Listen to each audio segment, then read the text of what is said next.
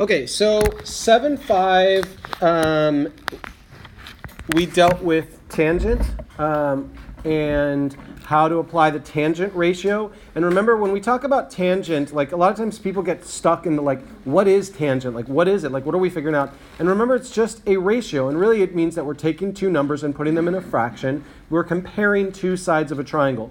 Now, today, we're going to deal with what we call sine and cosine. So the three main trig functions that we are going to deal with in geometry are tangent, sine, and cosine. Now there are more that you will get into in Algebra 2, but for right now we are only dealing with sine, cosine, and tangent. Today we learned sine and cosine. You've already learned tangent, and you've learned things in tangent. We know that tangent is the opposite leg over the adjacent leg. So remember how I said that this is part of a word that's about to get larger? Well, that word happens today. Okay, so first we talk about cosine. We're going to start with sine and cosine. We'll start with sine and cosine, sorry, not just cosine. Let triangle ABC be a right triangle. Again, this only applies in right triangles. So sine, cosine, tangent, we're only going to use these trig functions in right triangles. And A is an acute angle. B is an acute angle too, but we're actually going to talk about A here just for a minute. The sine of A and the cosine of A have their own ways of figuring them out as well. Remember that, again, yesterday, the tangent of angle A would be the opposite leg over the adjacent leg.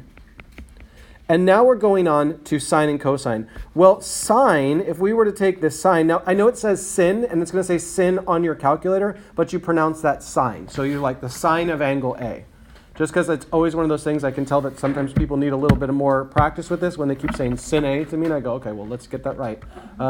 So the way that we find sine is the length of the opposite leg. Notice there's that opposite leg again, over the length of the hypotenuse. Now, we never had hypotenuse when we dealt with tangent. Hypotenuse was never one of the choices.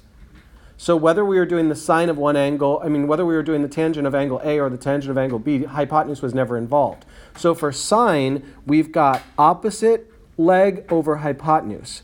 And for cosine, we've got adjacent leg over hypotenuse. So both of these deal with hypotenuse. So looking at this triangle here, if I'm going to do the sine of angle A, I'm going to stick with the same strategy I've always done. I'm going to go stand in the corner at A, but look at sine. It says opposite leg over hypotenuse. So here, opposite from A is A. So if I'm going to do the sine of angle A, it's the opposite leg over the hypotenuse. And in this case, the hypotenuse is right here. It's across from the right angle. It would be A over C. If I want to do the cosine of angle A, that's again, it just means a comparison of two different sides there. Now I'm going to go look at the adjacent leg to A. So let's do this. Here's the adjacent leg to A. It's adjacent. So we get B over the hypotenuse, which is C. So hypotenuse is C. All I'm doing is setting up those ratios. I'm going to do the same thing when it comes to angle B. If I want to find the sine of angle B, I'm going to put myself in this corner here. And I know that sine is the opposite leg. So the sine of angle B, I use black because that's not showing up very well. Sine of angle B is equal to the opposite leg over the hypotenuse, which would be B over C. And then we've got the cosine of angle B. So I'm going to go to that same corner, and if I do cosine, cosine is adjacent over hypotenuse, or A over C. Now you might be like, how am I supposed to remember all three of these? They're like three different combinations. Don't worry, I've already set you up for that, knowing that this was coming. So we get into this word, remember that TOA thing I taught you? Tangent is the opposite over adjacent. So this word is going to stick with you. And some of you, how many of you have heard this before? SOHCAHTOA? SOHCAHTOA is something that a lot of geometry teachers use to help you remember the three trig functions that we're going to deal with here. So there's sine, there's cosine, and there's tangent. That's what the S, C, and T stand for. And what this does is it tells me that if I'm stuck and I can't remember them, that the sine is the opposite leg over the hypotenuse, so opposite over hypotenuse. The cosine is the adjacent over the hypotenuse, and the tangent is the opposite over the adjacent. So let's say you tell me to find the cosine, sine, or tangent of something, then I already know what I can do there. I know that the sine is the opposite leg. I'm just looking at my little acronym up there, opposite leg over the hypotenuse. I know that cosine, looking up there, I can see that it must be the adjacent leg over the hypotenuse. And I can see up there that using my letters that tangent is the opposite leg over the adjacent leg. So you don't need to necessarily remember exactly how they're set up if you can remember SOHCAHTOA. Now, here's the part where people get messed up. They know the word SOHCAHTOA, but then they write something like this. Like they go like, oh yeah, I know it's SOHCAHTOA. So they're like SOHCAHTOA. Like they start writing stuff like that. And you go, you got to understand that it's like we only have a few things to choose from. Our choices are hypotenuse, opposite leg, adjacent leg. So you basically have to make the word SOHCAHTOA out of the S, the C, the T, and these three things. So it's like, if you're making up some weird word like this, like those letters aren't even in there. So just remember SOHCAHTOA, and it tells you all of the placement of which legs go on top, where does the hypotenuse go, things like that. Any questions on SOHCAHTOA? Because it's a nice little cheat, and I'm going to keep writing it over and over, and I'm going to tell you, if anything, the one thing that people seem to remember from geometry over and over is you could be like, hey, how about that SOHCAHTOA? And they'll be like, what, you're taking geometry? They'll all remember that like, SOHCAHTOA is something that all of us, especially here, all the geometry teachers here, we love it. Like it's something we all kind of agree on, that it's like it's a great way to remember these if you don't remember a bunch of formulas. Okay, notice that this one has asked me to express the sine of angle A, the cosine of angle A, and the tangent of angle A, and then the sine of angle B, the cosine of angle B, and the tangent of angle B as a fraction. Here's why this is so important that you pay attention to what I'm saying now. On the test, you might be asked to express things as a fraction. You might be asked to express them as a decimal. One of them is super easy to do on a calculator. Fractions are not as easy. Like it's actually harder to do this on a calculator than it is by hand. And I'm not just saying that. It would be harder for me to go to a calculator and do this. Whereas a decimal would be way easier to do on a calculator. And let me just go and set myself up here. The first thing I need to find is the sine of angle A. Now, I have a hard time remembering things, so I'm going to write down SOHCAHTOA.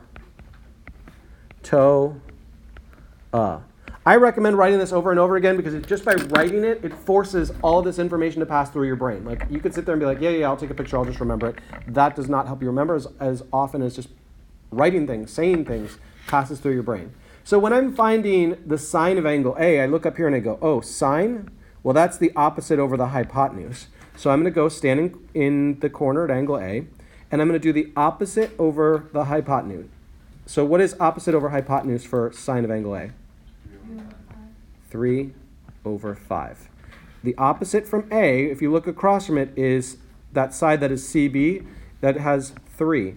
The hypotenuse is 5. So we get 3/5. That's expressed as a fraction. If that fraction could be reduced, I will reduce it. But it said express it as a fraction, so I'm not going to change that at all. Now I'm going to move on to the cosine of angle A. So I keep myself in the corner at A, and now I'm going to find cosine. What is cosine? Which side does it use for cosine? Adjacent over hypotenuse. So what is adjacent to angle A? 4. And remember, if you were going for 5, 5 is the hypotenuse. So we've got 4 on top, and then what did we say the hypotenuse was? 5. That can't be reduced. We're all done there. I'm going to go on to the tangent of angle A.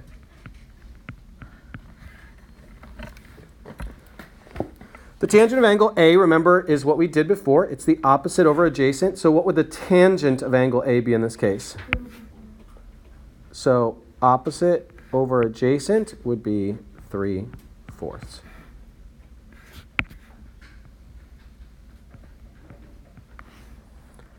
Now I'm going to do the same thing for angle B, but remember, you can't just like whip the numbers around right away. We need to think about how they're in relation to something else. So I'm going to go and I'm going to set myself up the sine of angle B, the cosine of angle B, and the tangent of angle B, the things that they asked me for. So I got to go stand in the corner at B. So remember, sine is what? Like which sides do I use for sine?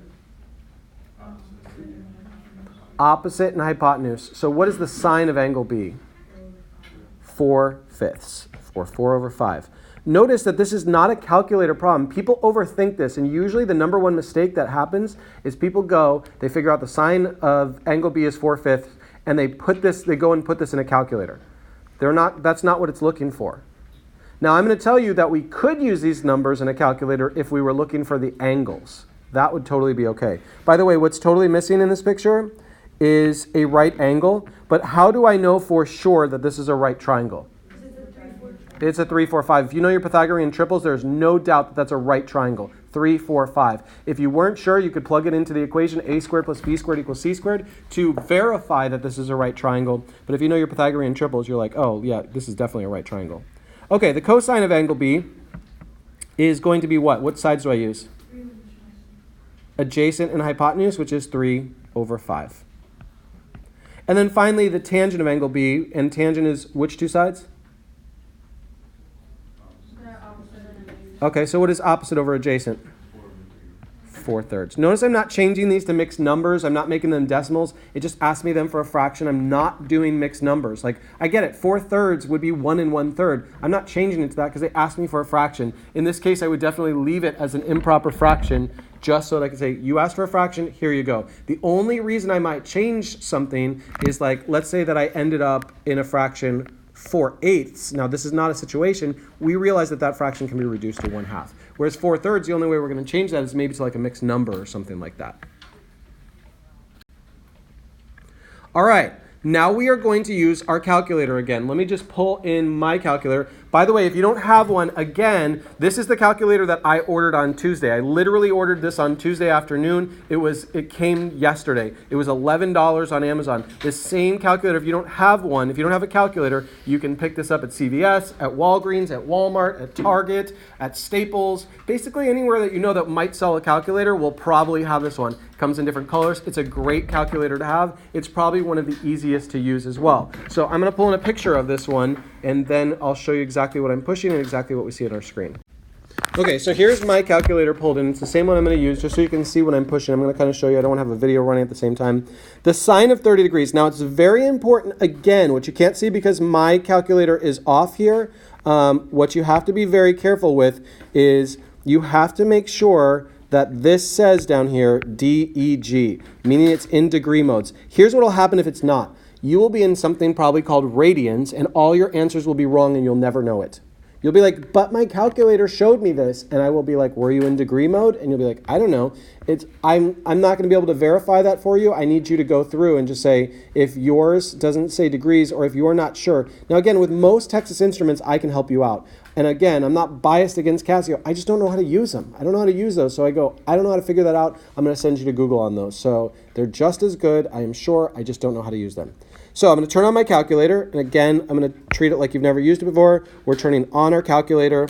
You should have a little cursor there, and I'm going to try to find the sine of 30 degrees. Notice here, we have our sine button. I'm just going to do it the same way I did tangent, but now I'm doing sine 30 degrees. And again, this is in the video, so if you need to go back to it. So sine 30. Somebody tell me what the sine of 30 degrees is. 0.5 or 1/2. Now let me prove to you that your calculator actually has some idea of what's going on because we have some time, so I'm going to spend some time. Talk to me about this.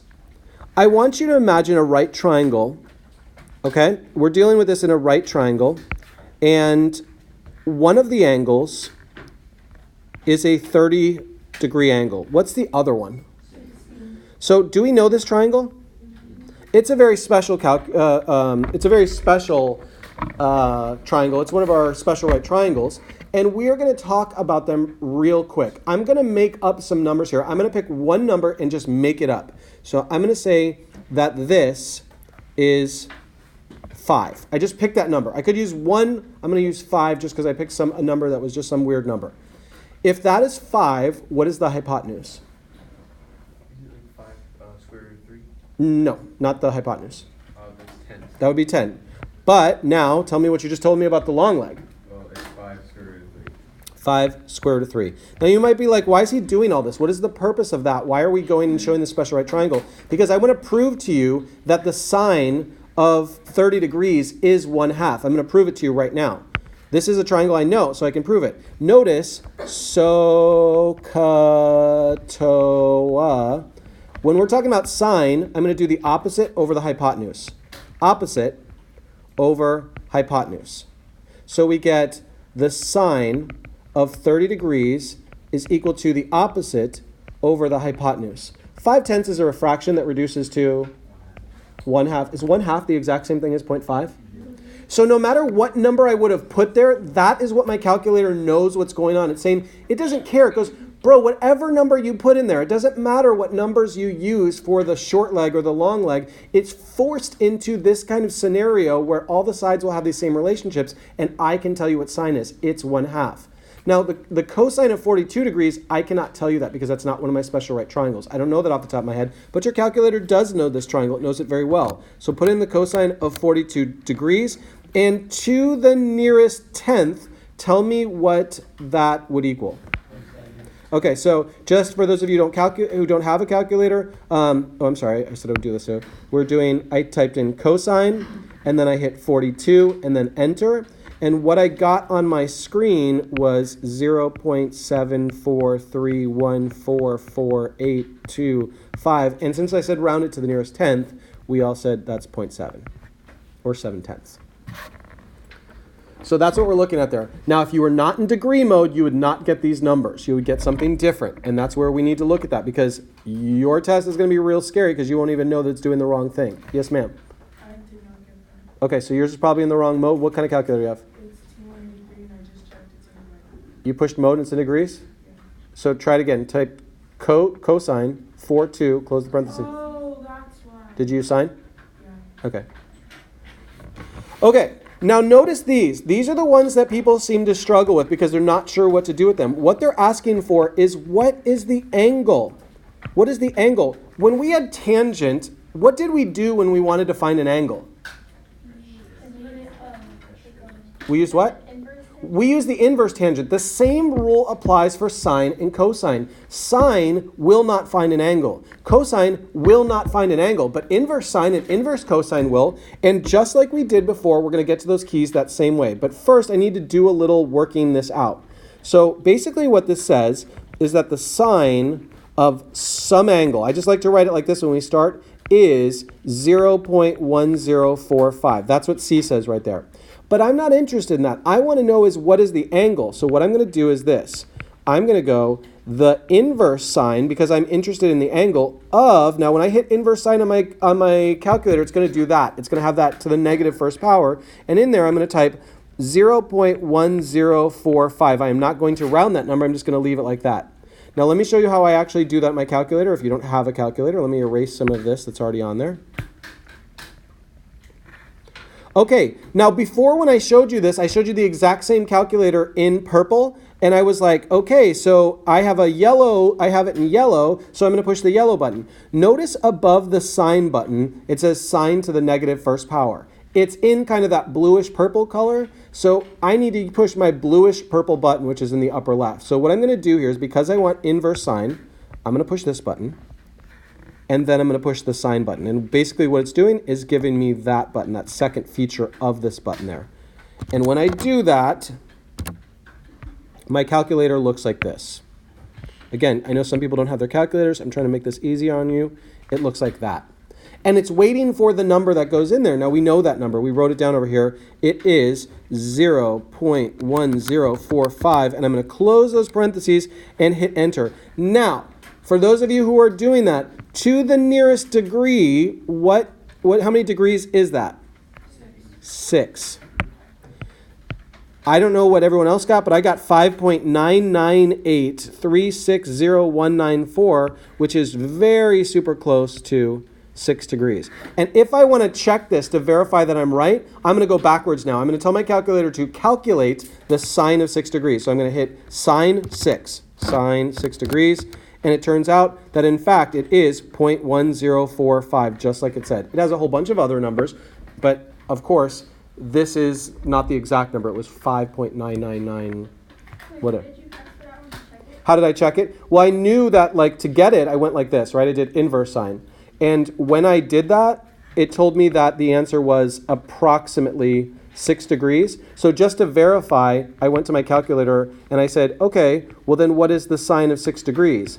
And then it gave me back, my calculator told me that back, like afterwards, after calculating it, that it was 1.045. So it worked both ways. It made sense. Like, that makes sense. It should work both ways. I'm going to do the same thing for cosine now. Now, they're the cosine of some angle, whatever that angle is, 0.9659. But that will not tell me an angle. Cosine will never tell you an angle. But my good buddy inverse cosine will. And inverse cosine, I'm just going to put that same number that's at the end, 9659 in here. And when I'm done, it will give me the angle. So I'm going to do that. I'm going to hit the second button, and now I'm going to hit cosine. So for those of you who don't have a calculator, what I'm doing this time is I hit second, and now I hit cosine because I want the inverse cosine there. So now on my screen, instead of having inverse sine, I have inverse cosine. So, and I'm going to type in those numbers, inverse cosine of 0.9659 to the nearest degree. How many degrees is that? 15. That's what I got too.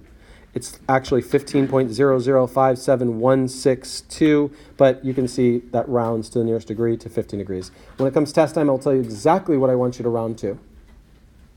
Any questions on that calculator used there?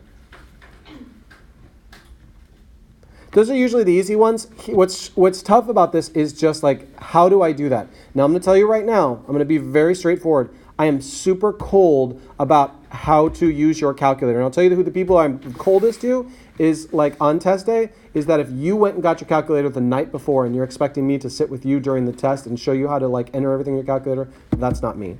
Come to me beforehand. If you're struggling with your calculator, no matter what, I can at least help. Like, if you've got a Casio, I can at least help you on what to Google. Like, I'm not going to go figure everything out for you. But with most Texas Instruments, I can show you ahead of time. But that's what I need to know is if you're struggling with your calculator, let me know ahead of time. Okay, so find the values of x and y to the nearest integer, meaning whole number. Like, we're going to go to a whole number there. So notice that I cannot use Pythagorean theorem from the start. Do we agree with that? Okay, Pythagorean theorem is not possible right now because I only have one number to work with. So guess which corner I'm going to go stand in?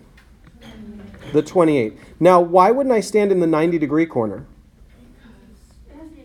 It has to be an acute angle. You're going to get all the wrong answers. Nothing's going to make sense because somebody on test day is going to go stand in the 90-degree corner and your calculator is going to give you back a whole bunch of gibberish and you're like, wait, why is it saying error?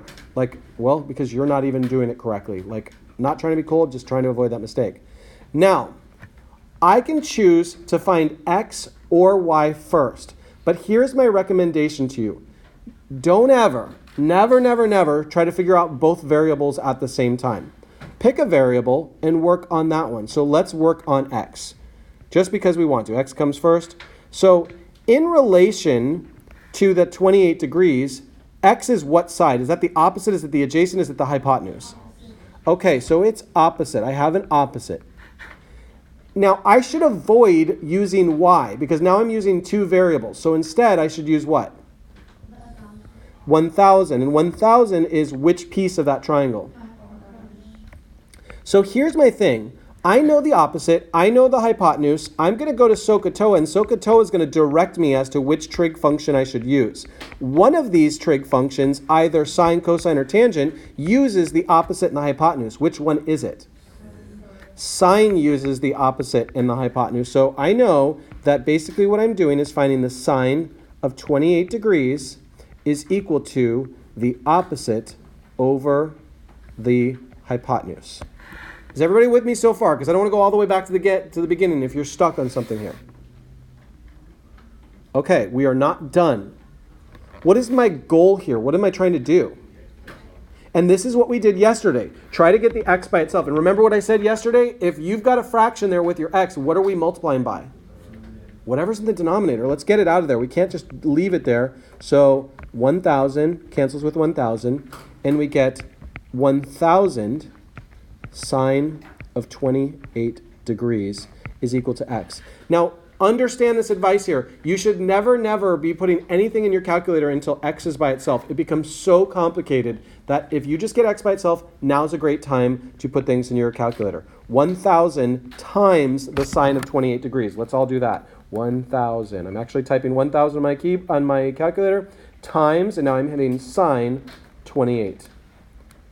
Okay, now this said to the nearest integer, which means we're going to round whatever you see on your screen to the nearest whole number. What whole number did you get? 469, which is what I got too. Just for those of you who don't have a calculator in front of you, the number that we got was 469.4715. Maybe you put an extra zero or something. Or maybe you put like Oh, one wait. less zero. Hang on, I know. Okay, so we know that that side is 469. Now I'm going to tell you right now, a lot of people will go and try to use Pythagorean theorem right now, and this would be a very bad idea. Let's come up with some ideas why using Pythagorean theorem right now would be a terrible idea. Well, I have a question for the Okay, hold that question, and let's come back to it in just 1 second. Well, the numbers are really big, but let's face it, you have a calculator in front of you, right? Like, you're going to be like, you've got a calculator. I'm not looking over your shoulder what you're typing in there. Like, by all means, 469 times 469 is not a problem for your calculator.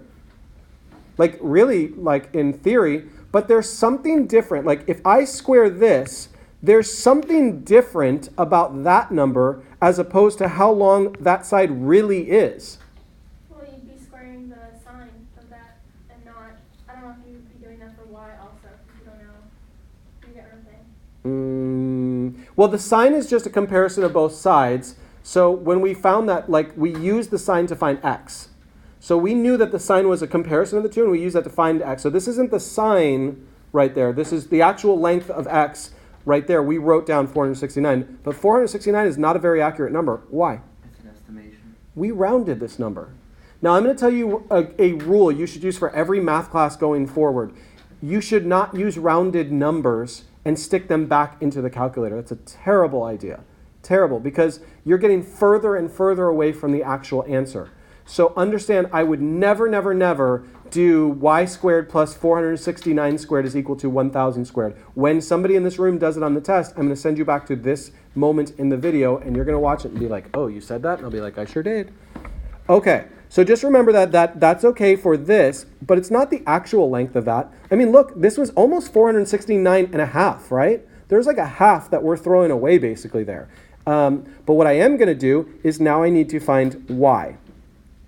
Now, y, again, I'm going to go stand in the corner at 28 degrees. I definitely need to use y, and take a minute before you jump to this. What other number am I going to use with y? 1,000. Why would I choose 1,000 over 469? But why wouldn't I could do a different trig function and use 469. It's rounded. It's rounded. That's an inaccurate number. Do not stick 469. It's great that x is approximately 469. But we're looking for as accurate as we can be, and 1,000 is an exact number. I know that because it doesn't say approximately that. Ours is approximately 469. Yes, sir? Why can't we subtract the 90, we'll add 90 and 28 and subtract that by 180, finding that degree, and then using the same formula to find y? You could, if you wanted to. You could do that. That just involved an extra step. I can use the 28. Amber, you had a question earlier. What was your question? Yeah, so when we got, so our original answer when we found 1,000 times the sine of 28, it was 0.469, right? I guess to round it. And then you... Wait. This was what I got on my calculator here. This is what my calculator showed. Because I got 0.469. Okay, so you probably entered this in incorrectly, that 1,000. So 1,000 times... Do you have your actual calculator here or are you using your iPad? No, I have my calculator. Okay. It's not the one that you use, but Okay. I mean, when I did Okay. everything So else- do 1,000 times sine 28. If that's not working, we can try to figure it out like after school if you want to come by. Yeah, so that. Okay, so something's off on yours. I'm not really sure what. Maybe do this. Try it doing the sine of 28 degrees and then multiplying by 1,000. See if that works. Okay, this is what I mean is there's so many different calculators that I can't spend a whole lot of time working on different calculators in here, but I mean if it's something I can do quickly.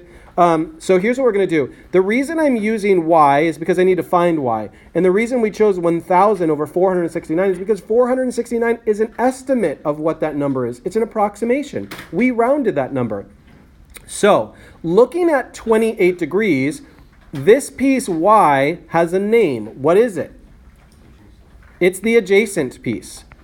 And standing in the corner 28, 1,000 has a name. What is the name of that piece? It's the hypotenuse. Now, one of my trig functions uses adjacent and hypotenuse. Which one uses adjacent and hypotenuse? Cosine uses adjacent and hypotenuse. So I'm going to do the cosine of 28 degrees is equal to the adjacent over the hypotenuse. Where do you think I'm going to go from there? Times 1,000 times 1,000. So I get y is equal to 1,000 times the cosine of 28. So that's what I'm doing on my calculator. 1,000 times cosine of 28. Amber, did that fix the problem? Yeah. Okay. So I have a number on my screen. What to the nearest integer, meaning rounded to the nearest integer, what number did you guys get? 883. Now here's the actual number for those of you who don't have your calculator that came up. 9475929, which would round to the nearest integer to 883. So this would be 883. Now, you might notice that if you put these numbers back into the Pythagorean theorem, they may not work. Now, why would they maybe not work? Because they're rounded. These aren't exacts. If you would use the exact answers, it would definitely work in Pythagorean theorem. But these are rounded. You kind of chopped some stuff off and threw it away or added stuff on to get it to where you wanted to nice whole numbers. So just keep that in mind that there's a reason why this wouldn't work in Pythagorean theorem because we've rounded. You know, if you say how much money do you want to spend on dinner tonight, like if I go out to dinner, like let's say I go to Fridays, right? Like I have an idea of how much I'm going to spend there with my family. If that check comes and it's over $50 at Friday, I'm like, whoa, bro, this is Fridays. Like I have an approximation of where this should be. It doesn't mean that if it went to 51, I wouldn't pay it. It just means like, okay, there's an idea of where this should be. So these numbers are approximately where they should be, but they're not the exact values. All right, to the nearest degree. So, am I going to be able to use sine, cosine, or tangent to find this angle? Let me say it with some emphasis here. Am I going to be able to use sine, cosine, or tangent to find an angle? No, instead I will probably be using what? Inverse sine, inverse cosine, or inverse tangent. So what I'm going to do is this. I am interested in finding x. So guess which corner I'm going to stand in? X. Now, I don't have much information here. Sure, you could do Pythagorean theorem if you wanted to, but why would you? You could just use this piece and this piece, but those pieces have names. What are their names? Opposite and hypotenuse. Well, let me just refer to my big good buddy SOHCAHTOA here because that's going to be my guiding light here as to what I should do for this one. So one of those uses opposite and hypotenuse. Which one? Sine uses opposite and hypotenuse. Opposite, hypotenuse. So the sine of angle x, whatever it is, I don't know that angle, is the opposite over the hypotenuse. Should I just type that into my keyboard as it is? No. What should I do instead? Right. We need the inverse sign. And what number am I going to put in there? 18/30ths. Now you might be like, should I reduce that first? I would normally say yes, but your calculator is going to do all the work. So don't even worry about it. You could reduce that if you want, but it's not going to change the answer, and your calculator can handle it. So whether you did like 25/50ths or 1/2, it's still the same answer. So I'm going to go now and do inverse sine of 18 divided by 30. And to the nearest degree, what did you get? So did I. I got 37, approximately 37 degrees, because we got 36.86989765, which to the nearest degree means to the nearest whole number was going to be 37 degrees. Yes, sir. Let's say if you're like giving us like a specific question where we need to find like something like that. On literally every single question, I tell you how I want your answer, and if it's like a decimal, what to round to. So on every question, it'll either say simplest radical form, simplest fraction, or a decimal rounded to the nearest whatever. So you'll know right there, like if it's a decimal rounded to the nearest tenth, then I would be, this is 36.9. Would you like? Do you need us to write like the approximation sign or just equal? Well, you should get used to this. Now, here's why I say that. Like, I realize that, like, for some of us, like, we take math classes and you may never use any of this again. But there are honestly some of you who will become architects. There are some of you who will become engineers. Some of you honestly will go work for NASA, and you may be like, oh, only geniuses. Dude, tons of people work for NASA. And when they do these things and you like are literally put in charge of sending something to Mars, like you can't be off. I need to know, is this 37 degrees exactly, or is this the exact number? Because they're not rounding numbers when they're shooting things into space. That's people's lives and billions of dollars going into space. We cannot afford to round things. We need to know exactly what they are. So you got to understand that some of you are going to go for those big baller career fields and use math to make tons of money, in which case you should know that there's a difference. So when I give my answer, I say approximately 37 degrees because that's what you asked me for. To the nearest degrees, well, then it's approximately 37 degrees. All right, last but not least, find the measure of the three angles, round to the nearest tenth. Now, notice that we have got a triangle here, and we need to find the measure of these angles. So let's talk about this. Wait, since it's an isosceles triangle, aren't ABC, angle ABC and angle ACB the same? These two right here? Yeah. They sure are. So all you have to do is find one, and then you can find every single other one using the fact that it has to equal 180. Yes, but so here's what he's saying. He's saying that wouldn't it be true that if I found this, that I would also know this, and that would be true. There's nothing wrong with that. That statement is, I'm going to tell you what's wrong with your statement in a minute, but you have not said anything that's incorrect. He said, if I found that, wouldn't I be able to find C? And if I found C, then subtracting from 180, like those two from 180, wouldn't I be able to find A? There's nothing wrong with what he said. But there's a however. This isn't a right triangle. This is not a right triangle. So I might do some alterations here in just a second. I'm going to make some changes. I'm going to change this because right now, using trig functions, I'm not going to be able to do that. I can't use Pythagorean theorem. What tells me that even if the diagram is off, let's say that the picture was like, okay, what's going on here? I don't know. Maybe the picture is just off. What about the numbers tells me that this is not a right triangle? It's not a Pythagorean triple. One of those numbers, if I needed to make this a right triangle, it's very easy to do. What number should change and what should it change to? Change one of the 5s to a 3, and now you have a 3, 4, 5. So let's do that. Let's change a 3, 4, 5. I'm going to do that. I'm going to make this a 3, 4, 5, and we're going to work out those angles right there.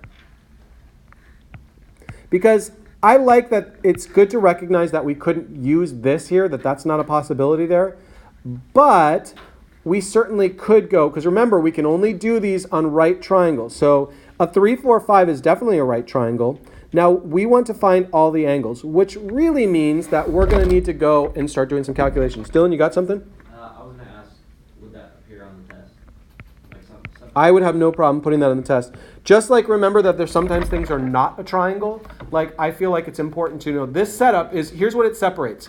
This kind of problem separates the class into those people who recognize that you're only allowed to do this in scenarios where you have right triangles and those who don't. And you may be like, why would you do that? Because let's face it, if you actually did this in the real world and somebody said, hey, can you calculate those angles for me? If you tried to use trig functions, it's going to give you numbers, but those numbers are not accurate because you can't do that here. That doesn't work in this situation.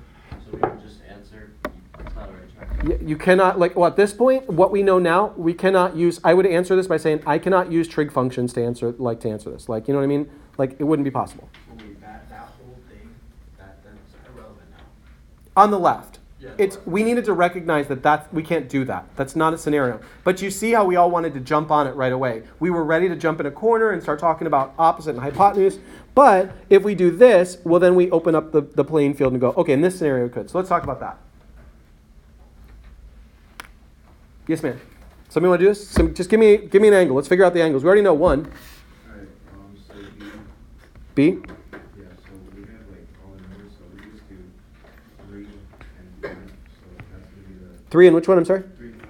Now notice he could have picked whatever he wanted. I'm just going along with him. There's nothing wrong with this. And 3 and 5, what are those sides? They're the opposite and the hypotenuse. Now that he has chosen those two, he doesn't have any choice about which trig function he's going to use. He's using opposite and hypotenuse. What is that? That's sine. So Katoa will tell you that. The sine of angle B is equal to the opposite over the hypotenuse. How will I find that angle, though? So instead of using sine, you have to use the inverse. Inverse sine of 3/5. How will I figure that out? So you have to put in a calculator. Calculator. And again, to put 3/5 in, it's just 3 divided by 5. Now, to the nearest degree, I'm going to ask you to round that. What would that be?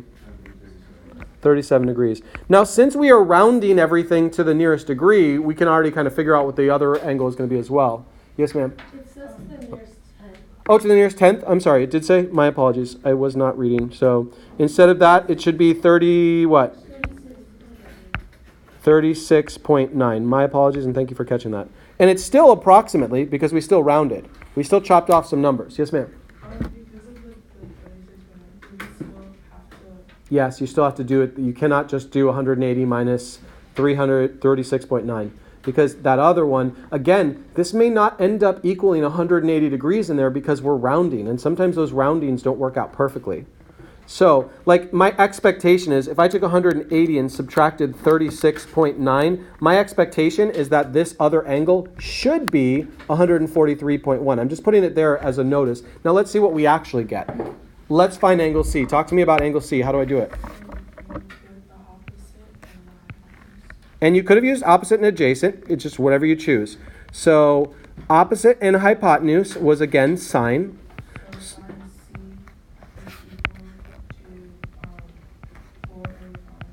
Okay. And then in your calculator, you put the inverse sine, Mm-hmm. and then in parentheses, you put 4 divided by 5.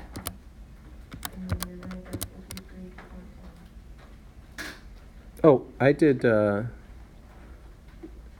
180. I have the wrong number up here. I'm sorry. I did 180. It should have been, yes. It's okay, so we get 53.1, which rounds to?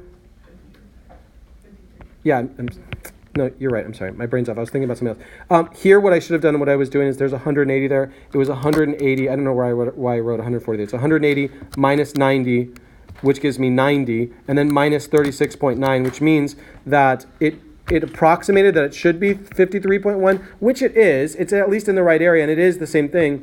But again, this just happened to work out. Sometimes it'll be off a little bit what we're looking for, but that's because we're rounding our answers.